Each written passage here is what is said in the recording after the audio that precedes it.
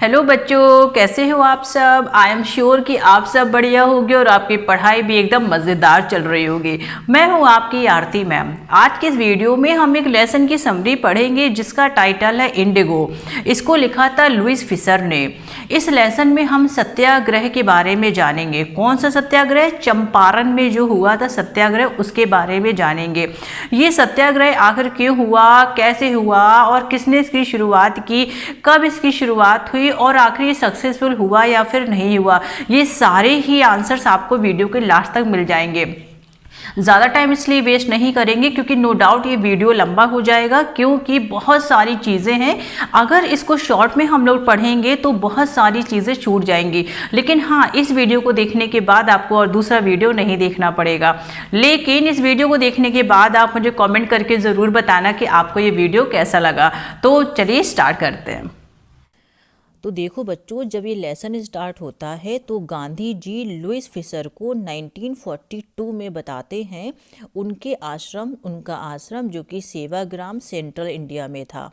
Lewis Fisher central India में जो सेवाग्राम आश्रम था गांधी जी का, वहाँ पे गए हुए थे। तो गांधी जी ने उनको बताया कि 1917 में एक घटना हुई थी और उस घटना का नेम था चंपारण सत्याग्रह।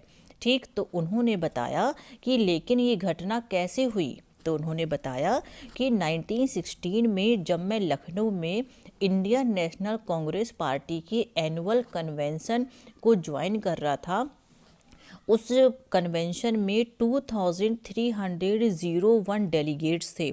डेलीगेट्स का मतलब होता है पार्टिसिपेंट्स, और बहुत सारे विजिटर्स भी थे वहाँ पे।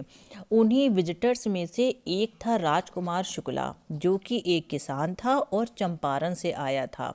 वो गांधी जी से शिकायत करने आया था कि एक पुराने अरेंजमेंट के अंडर जितने भी वहाँ के किसान थे वो थे शेयर क्रॉपर्स।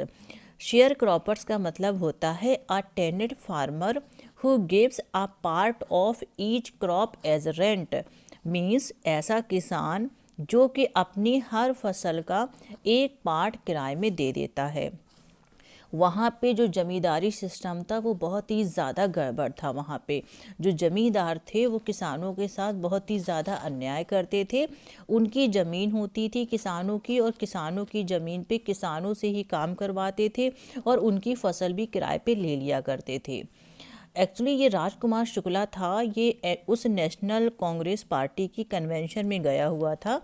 तभी किसी ने उससे कहा कि तुम किसी से बात मत करो, तुम सीधे गांधी जी से इस मैटर पे बात करो। जब गांधी जी ने उसकी ये सारी बातें सुनी तो गांधी जी ने उससे कहा कि उनके बहुत सारे अपॉइंटमेंट्स इधर उधर लगे हुए हैं, उन्हें पहले तो कानपुर जाना है। और कानपुर की आप पे स्पेलिंग देख लो, जो ओल्ड स्पेलिंग है कानपुर की वो ये लिखी जाती है, आप स्क्रीन पे देख लीजिए।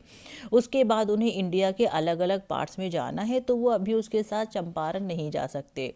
लेकिन राजकुमार शुक्ला था तो एक दुबला पतला सा किसान, अनपढ़ किसान था, लेकिन बहुत ही ज़्यादा डिटरमाइंड था, बहुत ही ज़्यादा रेजोल्यूट था। उसने भी हार नहीं मानी, क्योंकि उसने सोचा चाहे कुछ भी हो जाए मैं गांधी जी को अपने साथ लेके चंपारण ज़रूर जाऊँगा। चंपारण जो कि बिहार में पड़ता है। जब वो गांधी जी का बार बार पीछा करता रहा, जहाँ जहाँ गांधी जी जाते वो हर जगह गांधी जी के साथ जाता। इस बात से गांधी जी बहुत ज़्यादा इम्प्रेस हो गए, उसकी दृढ़ता को देख के, उसकी टेनासिटी को देख के, उसके डिटर्मिनेशन को देख के और उसकी परेशानी को देख कर। जब पूरी उन्होंने राजकुमार शुक्ला की बात सुनी तो उन्होंने राजकुमार शुक्ला से कहा कि तुम इस डेट पे कैलकाटा तुम आ जाना, फिर तुम मुझे वहाँ से लेके चंपारण चलना। राजकुमार शुक्ला जो इसी चीज़ का वेट कर रहा था, गांधी जी के दिए गए टाइम के अकॉर्डिंग वो उसी डेट पे उसी स्पॉट पे पहुंच गया, और तब तक गांधी जी का वेट किया जब तक कि गांधी जी नहीं फ्री हो गए। उसके बाद वो गांधी जी को सीधे लेके चंपारण पहुंचा, in the city of Patna in Bihar, मतलब वहाँ पे ये उनको लेके पहुँचा। वहाँ से गांधी जी सीधे राजेंद्र प्रसाद के घर पे पहुँचे। राजेंद्र प्रसाद जो कि एक लॉयर थे और बाद में वो इंडियन नेशनल कांग्रेस पार्टी के प्रेसिडेंट भी बने और बाद में वो भारत के भी प्रेसिडेंट बने थे। जब राजेंद्र प्रसाद के घर गए तो राजेंद्र प्रसाद उस टाइम आउट ऑफ स्टेशन थे, वो घर पे नहीं थे। लेकिन उनके जो सर्वेंट्स थे वो राजकुमार शुक्ला को देखते ही पहचान गए कि ये किसान है और ये बार बार मेरे मास्टर को यहाँ पे ना शेयर क्रॉपिंग के आइडियाज़ को लेके आके परेशान करता रहता है। जब राजकुमार शुक्ला एक किसान था, उसके साथ गांधी जी भी थे, तो उनके सर्वेंट्स ने समझा कि गांधी जी भी एक किसान हैं। उन्होंने उन दोनों को वहीं रुकने तो दिया, लेकिन उनके नौकरों ने कुएं से पानी नहीं निकालने दिया, क्योंकि उनके सर्वेंट्स को लगता था कि राजकुमार शुक्ला की तरह ही गांधी जी भी अनटचेबल हैं, क्योंकि राजकुमार शुक्ला हमेशा जाता रहता था। तो उनके सर्वेंट्स राजकुमार शुक्ला को जानते थे, बट वो गांधी जी को नहीं जानते थे। बट उन्होंने, वो राजकुमार शुक्ला के साथ ही था, तो उन्होंने गांधी जी को भी किसान की तरह ही समझा और कुएं से पानी नहीं निकालने दिया, क्योंकि उनको लगता था कि अगर उन्होंने कुएं से पानी निकाला और उनकी बकेट का अगर एक भी ड्रॉप वापस उस कुएं में गिर गया तो वो पूरे कुएं का पानी क्या हो जाएगा, बर्बाद हो जाएगा। क्योंकि वो उनके नौकर गांधी जी को और वो जो राजकुमार शुक्ला था उन दोनों को ही अनटचेबल समझते थे। फिर कोई बात नहीं, गांधी जी ने डिसाइड किया कि वो चंपारण जाने से पहले वो मुजफ्फरपुर जाएंगे, जो कि चंपारण के रास्ते में ही पड़ता था। और राजकुमार शुक्ला ने तो बहुत सारी डिटेल दे ही दी थी, लेकिन इसके अलावा वो और भी बहुत सारी डिटेल कलेक्ट करेंगे। तो उन्होंने क्या किया, जाने से पहले उन्होंने जेबी कृपलानी, जो कि आर्ट्स कॉलेज मुजफ्फरपुर में प्रोफेसर थे, जिनसे गांधी जी पहले ही रविन्द्रनाथ टैगोर के शांति निकेतन स्कूल में मिल चुके थे, तो उन्होंने जेबी कृपलानी को एक टेलीग्राम भेजा। और जब इनकी ट्रेन, गांधी जी की ट्रेन रात को पहुंची, तो उन्होंने स्टेशन पे देखा कि जेबी कृपलानी अपने बहुत सारे स्टूडेंट के साथ उनका वेट कर रहे थे। उसके बाद गांधी जी जो 2 दिन रुके, 2 दिन एक गवर्नमेंट प्रोफेसर जिनका नाम था प्रोफेसर मलकानी, उन्होंने अपने घर पे गांधी जी को रुकने दिया, क्योंकि उस टाइम पे ये बहुत ही एक्स्ट्रा ऑर्डिनरी बात थी कि कोई भी जो गवर्नमेंट प्रोफेसर है, गवर्नमेंट एम्प्लॉई है, वो अपने यहाँ रुकने दे, वो भी उन इंडियंस को जो स्वराज की बात करते हैं, जो होम रूल की बात करते हैं। लेकिन फिर भी जो प्रोफेसर मलकानी थे, उन्होंने गांधी जी को अपने घर 2 दिन स्टे करने दिया। अब ये बात धीमे धीमे पूरे मुजफ्फरपुर से लेके चंपारण तक फैल गई कि कोई स्ट्रेंज पर्सन आया हुआ है हमारी मदद करने के लिए, और उसका नेम महात्मा है। कोई भी महात्मा गांधी के बारे में नहीं जानता था कि उनका साउथ इंडिया में क्या रिकॉर्ड रहा है। तो सभी लोग चंपारण से और मुजफ्फरपुर से लोग पैदल और अपने कन्वेंस के अकॉर्डिंग, जैसे जिसके पास सुविधा थी, वो उस हिसाब से गांधी जी से मिलने के लिए जाने लगे। और दूसरी तरफ गांधी जी ने लॉयर्स को बुलाया और उनसे बात की कि किस तरीके से शेयर क्रॉपर्स हैं, जो पेजेंट्स हैं, उनको किस तरीके से कोर्ट में प्रेजेंट किया जाए। जो लॉयर्स थे उन्होंने सारे केसेस के बारे में बात की और साथ ही साथ अपनी फ़ीस का साइज़ भी बताया। मीन्स जो फ़ीस थी वो बहुत ही ज़्यादा थी, जिसकी वजह से गांधी जी ने उनको बहुत ही ज़्यादा डांटा और किसानों को कहा कि हम लोग लॉ कोर्ट्स नहीं जाएंगे, वहाँ जाने से कोई भी फ़ायदा नहीं होगा, और उसके बदले क्या होगा, किसानों को वहाँ पे कुचला जाएगा, उनके अंदर डर भर दिया जाएगा। इसलिए लॉ कोर्ट से जाना यूज़लेस है। सबसे बड़ा काम जो हम लोग को करना है वो ये करना है कि पहले हमें फियर से फ्री होना है। हमें रिलीफ तब मिलेगा जब हम फियर से फ्री होंगे। अब जो चंपारण की जो लैंड थी, जो सबसे ज़्यादा प्रोडक्टिव, सबसे ज़्यादा जो फर्टाइल लैंड थी, उसको बड़े बड़े लार्ज स्टेट्स में डिवाइड कर दिया गया। और किसने किया? इंग्लिश मैन ने किया। उस पर काम कौन करता था? उसमें जो इंडियन टेनेट्स थे, जो इंडियन किसान थे, जो अपनी फसल को किराए पे दे दिया करते थे, वो काम किया करते थे। जो सबसे ज़्यादा उस टाइम की जो कॉमर्शियल क्रॉप थी, जो सबसे ज़्यादा जिससे व्यापार होता था, जिससे सबसे ज़्यादा पैसा आता था, वो थी इंडिगो की खेती। इंडिगो की खेती का मतलब है जो नील की खेती होती थी, मतलब जो इंडिगो की खेती होती थी उसको जहाँ भी किया जाता था वो लैंड पूरी तरीके से अनफर्टाइल हो जाया करती थी। वहाँ के जो ब्रिटिश ऑफिसर्स थे वो जो लैंडलॉर्ड्स को फोर्स किया करते थे कि आप किसानों से कहो कि वो अपनी लैंड में क्या करें, वो इंडिगो की खेती करें। जो जमींदार होते थे वो किसानों को फोर्स करते थे कि आपको अपनी लैंड के 15% पार्ट में आपको इंडिगो की खेती करनी है, लेकिन वो जो किसान थे वो उस 15% के इंडिगो की खेती पे उनका कोई भी क्लेम नहीं था। मीन्स पूरी की पूरी वो 15% लैंड पे जो खेती करेंगे वो पूरी तरीके से जो ब्रिटिश ऑफिसर्स हैं, जो कि लैंड लॉर्ड्स हैं, जो कि जमींदार हैं, उनको हैंड ओवर कर देंगे। अब उसी के बीच एक खबर आती है कि जर्मनी में सिंथेटिक इंडिगो बनने लगा है, जिसकी वजह से अब जो नेचुरल इंडिगो था उसकी जो क्वालिटी थी, उसकी जो वैल्यू थी, वो धीमे धीमे से डाउन होने लगी। अब जो लैंडलॉर्ड्स थे उन्होंने किसानों से कहा कि हमने के साथ जो 15% का एग्रीमेंट किया था, उस 15% के एग्रीमेंट से हम आपको फ्री कर देते हैं और हम आपको एक कंपनसेशन दे देंगे, हम आपको उसके बदले एक चार्ज दे देंगे। किसान इस बात पे बहुत ही ज़्यादा नाराज़ हो गए कि अब आप ये जो एग्रीमेंट है आप इसको कैंसिल नहीं कर सकते, ये पूरी तरीके से अनजस्ट है, क्योंकि हमारी लैंड तो ऑलरेडी इससे ख़राब हो गई है। लेकिन इसी बीच बहुत सारे किसान ऐसे भी थे जिन्होंने अपनी मर्जी से ही उसमें साइन कर दिया था। अब जो लॉयर्स थे जो कि इस एग्रीमेंट के खिलाफ थे, वो साइन नहीं करना चाहते थे, उन्होंने लॉयर से बात कर ली।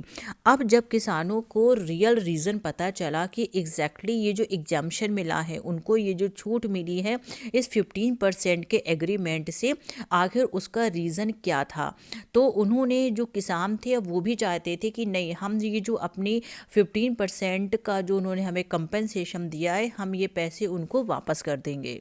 मतलब अब आप ये समझ गए ना कि जो लैंडलॉर्ड्स थे उन्होंने पहले किसानों के साथ 15% का एग्रीमेंट किया कि आप अपनी ज़मीन में 15% आप क्या करोगे, इंडिगो की खेती करोगे और उसके बाद वो आप हमें किराए पे दे दोगे। लेकिन जब सिंथेटिक इंडिगो बढ़ने लगा तो उन्होंने सोचा कि हम इनसे ये 15% का एग्रीमेंट भी क्यों रखें, तो उन्होंने किसानों को लालच दिया कि हम आपको इस एग्रीमेंट से फ्री कर देते हैं और आप हमसे ऐसा करो, इसके बदले पैसा ले लो। कुछ किसान तो उसकी बात मान गए उन लैंडलॉर्ड्स की और उन्होंने पैसे वापस ले लिए। लेकिन जब उन्हें रियल रीज़न पता चला कि भाई सिंथेटिक इंडिगो जो कि जर्मनी में बन रहा था उसकी वजह से ये सब हो रहा है, तो उन्होंने कहा नहीं, हमें आपके पैसे नहीं चाहिए, आप ये पैसे वापस रख लो। अब जब गांधी जी इस मैटर को लेके जो ब्रिटिश लैंडलॉर्ड्स एसोसिएशन के पास पहुँचे सारी इन्फॉर्मेशन के लिए, तो उन्होंने गांधी जी को कोई भी इन्फॉर्मेशन देने से मना कर दिया और उन्होंने कहा कि नहीं, हम किसी भी आउटसाइडर को कोई भी इन्फॉर्मेशन नहीं दे सकते। तो सेक्रेटरी ने जब ये बात बोली गांधी जी को, तो गांधी जी ने कहा कि मैं कोई आउटसाइडर नहीं हूँ और मुझे इस बात का जवाब चाहिए। अगले ही दिन गांधी जी को ब्रिटिश ऑफिशियल कमीशन ने, जो कि तिरहुत डिवीज़न के थे, उन्होंने गांधी जी को बुलाया और गांधी जी से कहा कि आप तुरंत ही यहाँ से छोड़ के, तिरहुत डिवीज़न छोड़ के चले जाओ। और गांधी जी को बहुत ही ज़्यादा धमकाने की कोशिश की, लेकिन गांधी जी इस बात पे एग्री नहीं हुए। अब गांधी जी गए मोतिहारी जो कि चंपारण की कैपिटल थी। वहाँ पे बहुत सारे जो लॉयर्स थे वो भी गांधी जी के साथ वहाँ पहुँचे। अब जब ये लोग पहुँचे वहाँ पे मोतिहारी, तो मोतिहारी के रेलवे स्टेशन पे बहुत ही ज़्यादा भीड़ गांधी जी को वहाँ पे मिली। सबने गांधी जी का वेलकम किया। वहीं गांधी जी ने मोतिहारी के मीन्स विलेज के एक घर को as a headquarter use किया और वहाँ से वो बहुत सारे काम करने लगे। अब धीरे धीरे गांधी जी के पास बहुत सारी इन्फॉर्मेशन कलेक्ट होने लगी।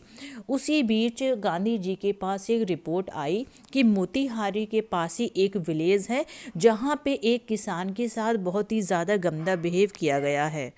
जैसे ही गांधी जी को इस रिपोर्ट के बारे में पता चला, वो अगली ही सुबह एलिफेंट की बैक पे जाने के लिए तैयार हो गए। लेकिन अभी वो बहुत ही ज़्यादा दूर नहीं पहुँचे थे कि तभी पुलिस सुपरिंटेंडेंट के मैसेंजर ने उनको रोक लिया और उनको आगे नहीं बढ़ने दिया। साथ ही अपनी गाड़ी से ही उनको तुरंत ही उनको जो गांधी जी थे उनको मोतीहारी छोड़ दिया। साथ ही साथ उनको एक रिसीट भी दी, मीन्स उनको एक लीगल नोटिस भी दिया जिसमें लिखा था कि गांधी जी तुरंत ही इस चंपारण जगह को छोड़ के चले जाएं। लेकिन गांधी जी ने उस पर साइन करके कहा, साइन कर दिया और ये लिख दिया साथ में कि वो इस जगह को छोड़ के नहीं जाएंगे और वो इस ऑर्डर को डिसओबे करते हैं। इसका रिजल्ट क्या आया? अगले ही दिन गांधी जी को एक कोर्ट से नोटिस मिला और जिसमें गांधी जी को बुलाया गया था। अब गांधी जी ने जाने से पहले, मिस कोर्ट जाने से पहले उन्होंने राजेंद्र प्रसाद को मैसेज किया और उन्होंने कहा कि तुम ऐसा करो कि तुम अपने बहुत सारे इन्फ्लुएंशियल मीन्स अपने पावरफुल फ्रेंड्स को लेके तुरंत ही यहाँ पे पहुँच जाओ। और उन्होंने अपने आश्रम में भी बहुत सारे इंस्ट्रक्शन लिख के भेज दिए। साथ ही साथ उन्होंने पूरी रात जागकर एक बड़ी सी रिपोर्ट तैयार करी, मीन्स फुल रिपोर्ट तैयार करी और उन्होंने वाइसराय को भेज दिया। अब अगले दिन ये सब हुआ, तभी सुबह क्या देखा गया कि पूरी मोतीहारी किसानों से भरी पड़ी थी। पूरी मोतीहारी में केवल किसानों के ही सिर दिखाई दे रहे थे। वो नहीं जानते थे कि गांधी जी का रिकॉर्ड क्या है, लेकिन हाँ, वो बस केवल इतना जानते थे कि कोई महात्मा नाम का पर्सन है जो हमारी हेल्प करने आया था, लेकिन इस टाइम वो बहुत ही ज़्यादा परेशानी में है, इसलिए वो उनका साथ देने के लिए वो सब वहाँ पे पहुँच गए थे। इतने हज़ारों लोग का जो वहाँ पे डेमोन्स्ट्रेशन हो रहा था, ये बहुत ही ज़रूरी था। ये पहली बार ऐसा हुआ था कि जो इंडियंस थे उनका जो डर था वो ब्रिटिश पावर को लेके वो ख़त्म हो चुका था। ये हज़ारों लोगों का डेमोन्स्ट्रेशन ये शो कर रहा था। साथ ही साथ ये जो हज़ारों लोग वहाँ पे डेमोन्स्ट्रेशन कर रहे थे, गांधी जी का साथ दे रहे थे, इसको देख के जो ब्रिटिश पावर थी वो पूरी तरीके से अपने आप को पावरलेस फील कर रही थी। बिना गांधी जी के कोऑपरेशन के भीड़ कंट्रोल ही नहीं हो रही थी। उन्होंने गांधी जी से कहा कि आप प्लीज़ हमारा कोऑपरेट करिए। गांधी जी ने उस भीड़ को रेगुलेट करने में, उस भीड़ को जो कंट्रोल करने में गांधी जी ने उनकी हेल्प की। गांधी जी जो कि बहुत ही ज़्यादा पोलाइट थे, लोगों के लिए बहुत ही ज़्यादा फ्रेंडली थे, उन लोगों ने गांधी जी की बात सुनी। अब गवर्नमेंट ने ये सोचा कि भाई इनका ट्रायल अभी नहीं करना चाहिए, अभी अगर हमने इनको अरेस्ट किया तो प्रॉब्लम बहुत ही ज़्यादा बढ़ जाएगी। तो उन्होंने, जो ब्रिटिश ऑफिशियल्स थे, उन्होंने कोशिश की कि हम जो गांधी जी की ट्रायल है इसको हम पोस्टपोन कर दें, थोड़ा सा हम डिले कर दें। लेकिन गांधी जी इस बात पे बिल्कुल भी तैयार नहीं हुए। उन्होंने कहा नहीं, मुझे आप अभी ही अरेस्ट करिए। साथ ही साथ गांधी जी ने एक स्टेटमेंट भी पढ़ा जिसमें उन्होंने ये पढ़ा कि मैंने नो डाउट कि आपके ऑर्डर को डिसओबे किया है, लेकिन मैंने कोई भी कानून नहीं तोड़ा है। मेरी लॉ को लेके, मेरी कानून को लेके कोई भी डिसरिस्पेक्ट नहीं है, लेकिन सबसे पहले मैं नेशनल सर्विस को और ह्यूमैनिटी को मैं ज़्यादा वैल्यू देता हूँ। मैं लॉ को डिसरिस्पेक्ट नहीं करता, लेकिन जो लॉ ऑफ कंसाइंस है मैं उसको लॉ से कहीं ज़्यादा मानता हूँ। अब जो जज थे उन्होंने गांधी जी को पूरी तरीके से फ्री कर दिया और उन्होंने गांधी जी से कहा कि अब आप बिना बेल के ही आप रिलीज़ हो चुके हैं और अब आप पूरी लिबर्टी के साथ रह सकते हो। अब जो हम अपना डिसीज़न है वो हम कई दिनों के बाद सुनाएंगे। और इस तरीके से गांधी जी को वहाँ पे जेल में नहीं डाला गया, उनको बिल्कुल एकदम सी तरीके से उनको फ्री कर दिया गया। अब जो बहुत सारे लॉयर्स थे उनको ये लग रहा था कहीं ना कहीं कि चलो आज तो गांधी जी को नहीं अरेस्ट किया गया, उनका जो ट्रायल था वो पोस्टपोन हो गया, लेकिन अगर कभी अचानक से गांधी जी को अरेस्ट कर लिया गया तो फिर हम लोग क्या करेंगे? तो हम लोग को तो घर वापस जाना पड़ेगा। तभी जो गांधी जी थे उन्होंने कहा कि अगर आप लोग भी घर चले जाओगे तो इन शेयर क्रॉपर्स का क्या होगा, इनके लिए कौन लड़ेगा? तभी राजेंद्र प्रसाद, ब्रिज किशोर बाबू, मौलाना मजहर हक और ऐसे बहुत सारे जो प्रोमिनेंट लॉयर थे, उन सभी लोगों ने बैठ के डिस्कशन किया। और डिस्कशन का जो रिज़ल्ट आया वो ये निकल के आया कि जो बाहर का पर्सन है, मीन्स एक आउटसाइडर है, जो कि हमारे लिए जेल तक जाने को तैयार है, और हम जो यहीं के रहने वाले हैं और हम ये कहते हैं कि हम सबकी हेल्प करते हैं, हम किसानों की हेल्प करते हैं, और हम सब अपने अपने घर वापस चले जाएं, ये कितनी ही ज़्यादा शर्म की बात होगी। तब उन्होंने सबने मिलके प्लानिंग करी। गांधी जी ने जितने भी इन्फ्लुएंशियल लॉयर्स थे और भी जो लोग थे साथ में उनके, उन्होंने सबको ग्रुप में डिवाइड कर दिया, मीन्स 2 पेयर्स में सबको डिवाइड कर दिया। उन्होंने एक पेपर का पीस लिया और उन पीसेस पे बहुत सारे ऑर्डर्स लिख दिए कि अगर उनको अरेस्ट कर लिया गया तो उसके बाद वो लोग भी उनको जेल तक किस तरीके से फॉलो करेंगे। अब जब बहुत दिन बीत गए तो गांधी जी को एक रिटन मैसेज मिला लेफ्टिनेंट गवर्नर की तरफ से। उस लेफ्टिनेंट गवर्नर ने बताया कि ये जो केस है ये पूरी तरीके से ड्रॉप कर दिया गया है, अब गांधी जी के ऊपर कोई भी केस नहीं चलाया जाएगा। और इस तरीके से पहली बार मॉडर्न इंडिया में सिविल डिसोबीडियंस मूवमेंट की जीत हो गई थी। अब गांधी जी और जितने भी लॉयर्स थे, इन सभी लोगों ने बहुत दूर दूर से इंफॉर्मेशन और इंक्वायरी करना कलेक्ट कर दिया। बहुत सारे फार्मर्स की जो रिटन कंप्लेन थी वो इनके पास आने लगी। लगभग 10,000 किसानों ने अपनी जो प्रॉब्लम्स थी वो सब गांधी जी को लिख के भेजा। और भी बहुत सारे प्रूफ इकट्ठा किए गए और रिटन नोट्स बनाए गए, डॉक्यूमेंट्स भी इकट्ठा किए गए। अब जो पूरा एरिया था वो बहुत ही तरीके से परेशान होने लगा, क्योंकि बार बार वहाँ पे इंक्वायरी आ रही थी, बार बार वहाँ पे इन्वेस्टिगेटर्स आ रहे थे। किसके खिलाफ आ रहे थे? लैंडलॉर्ड्स के खिलाफ आ रहे थे, जिससे लैंडलॉर्ड्स ने क्या किया, प्रोटेस्ट करना स्टार्ट कर दिया। और वो जो प्रोटेस्ट था वो बहुत ही ज़्यादा वायलेंटली कर रहे थे। अब ये सब चीज़ें चली रही थी कि तभी जून के मंथ में गांधी जी के पास सर एडवर्ड गेट, जो कि लेफ्टिनेंट गवर्नर थे, उन्होंने गांधी जी को बुलाया। लेकिन गांधी जी जब उनसे मिलने जाते हैं उससे पहले वो अपने सारे लॉयर से और जितने भी लीडिंग एसोसिएट्स थे उन सभी के साथ मिलते हैं, डिटेल प्लानिंग बनाते हैं। क्योंकि कहीं ना कहीं ये था कि शायद गांधी जी को बुलाया गया और अचानक से अगर उनको जेल में बंद कर दिया गया तो फिर क्या होगा। तो जाने से पहले गांधी जी ने पूरी तरीके से प्लानिंग की।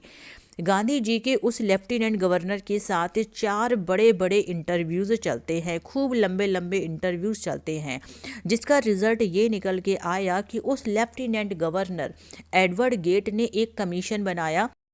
और उस कमीशन को आप कमेटी भी बोल सकते हो, उसमें उन्होंने ब्रिटिश ऑफिसर्स को रखा, लैंडलॉर्ड्स को रखा और गांधी जी को रखा। गांधी जी जो कि जो अकेले रिप्रेजेंटेटिव थे किसानों की तरफ से। अब 7 मंथ तक ये जो गांधी जी थे वो चंपारण में कॉन्टिन्यूसली रुके रहे थे, क्योंकि उनको लग रहा था कि अब चीज़ें ख़त्म होंगी, अब चीज़ें ख़त्म होंगी, लेकिन वो चीज़ें नहीं ख़त्म हुई। 7 महीने तक रहने के बाद कॉन्टिन्यूसली अब गांधी जी वहाँ पे छोटी छोटी विजिट करने लगे थे।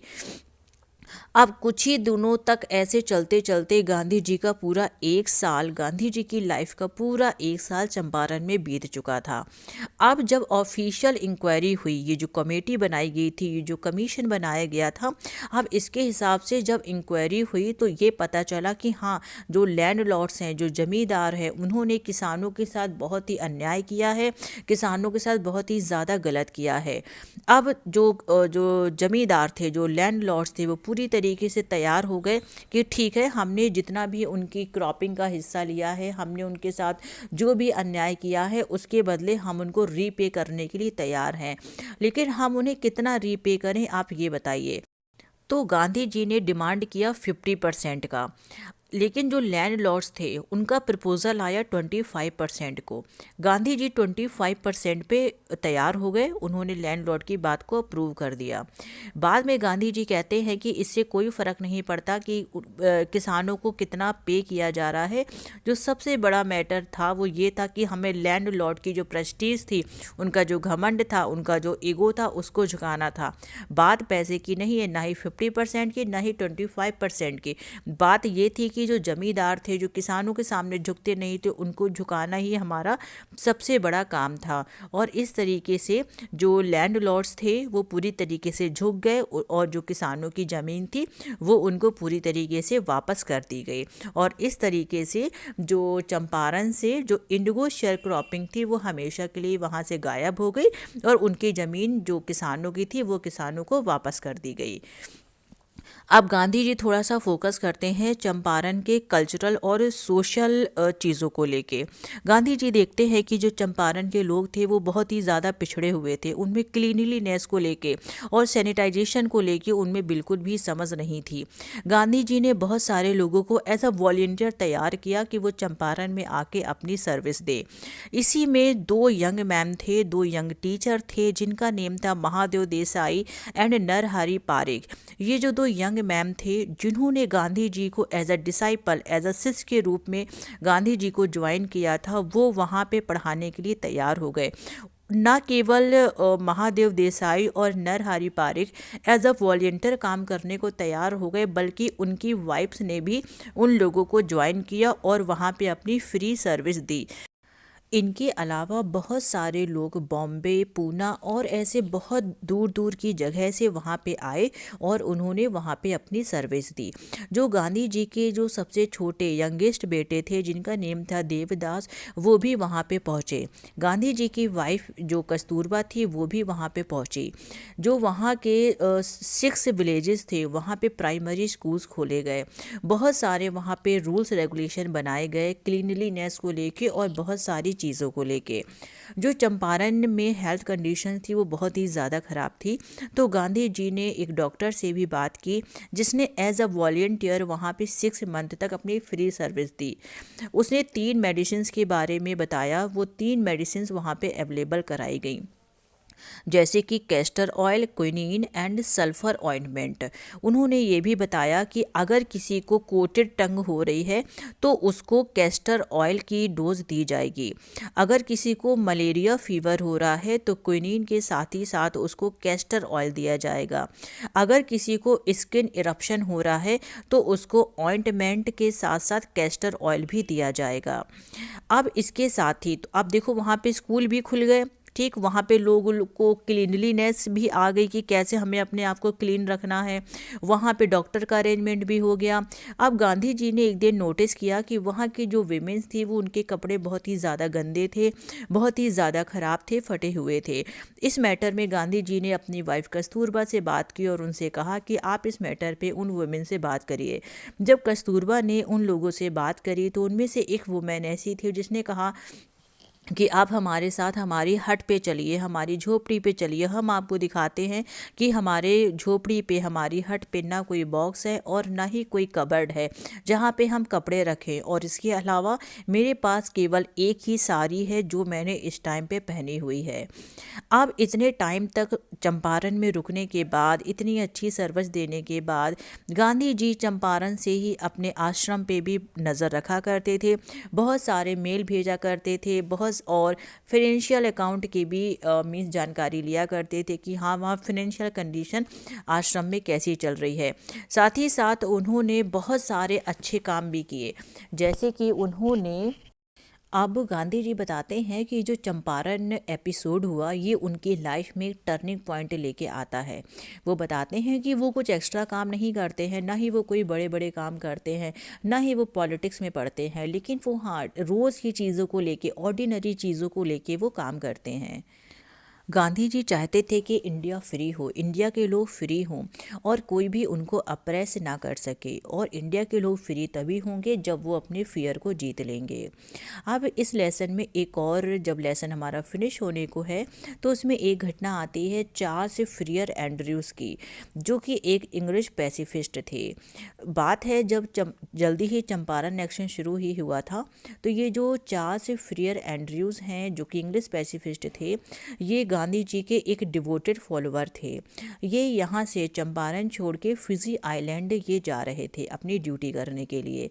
तभी जो गांधी जी के लॉयर्स थे उन्होंने गांधी जी से कहा था कि आपके ये जो डिवोटेड फॉलोअर हैं एंड्रयू, अगर हम इनको अगर अपने साइड कर लें, अगर ये हमारे साइड हो जाएंगे तो ये बहुत ही ज़्यादा अच्छा रहेगा। लेकिन गांधी जी ने इस बात को बिल्कुल भी सपोर्ट नहीं किया। उन्होंने कहा कि ऐसा क्यों करना है, जब लड़ाई ही इक्वल चल रही है तो इसको अनइक्वल क्यों करना है, हम क्यों किसी इंग्लिश मैन को हम अपनी तरफ कर लें। जबकि जो एंड्रयू थे उन्होंने ये कहा था कि अगर गांधी जी चाहेंगे तो फिर मैं फिजी आइलैंड अपनी ड्यूटी करने नहीं जाऊंगा और मैं आप लोगों के साथ हो जाऊंगा। लेकिन गांधी जी इस इक्वल फाइट को अनइक्वल फाइट नहीं बनाना चाहते थे, न ही वो इंग्लिशमैन की हेल्प लेना चाहते थे। गांधी जी ने कहा आखिर कुछ भी हो जाए है तो वो इंग्लिशमैन ही ना। इसी बात पे राजेंद्र प्रसाद कहते हैं कि गांधी जी ने हमारे दिमाग को, जो हमारे दिमाग में चल रहा था, बिना बोले ही उन्होंने पढ़ लिया कि आखिर हम उस चार्ल्स फ्रीयर एंड्रयू को अपने साइड क्यों करना चाहते थे। उसके बाद गांधी जी ने इस बात को अपोज करके एक सेल्फ रिलायंस का मैसेज दिया कि हमें अपने ऊपर विश्वास रखना चाहिए। हमें इंडिया को अगर इंडिपेंडेंट कराना है तो उसके लिए सबसे ज़रूरी है सेल्फ रिलायंस। बिना सेल्फ रिलायंस के हम लोग कुछ भी नहीं कर पाएंगे। और लास्ट में वो कहते हैं कि सेल्फ रिलायंस, इंडियन इंडिपेंडेंस और शेयर क्रॉपर की हेल्प करना, ये सब सारी ही चीज़ें एक दूसरे से बाउंड थी। और इस तरीके से लेसन यहाँ पे फिनिश हो जाता है। तो आई एम श्योर कि आपको अच्छे से समझ में आ गया होगा। तो आज के वीडियो में बस इतना ही। Thank you so much.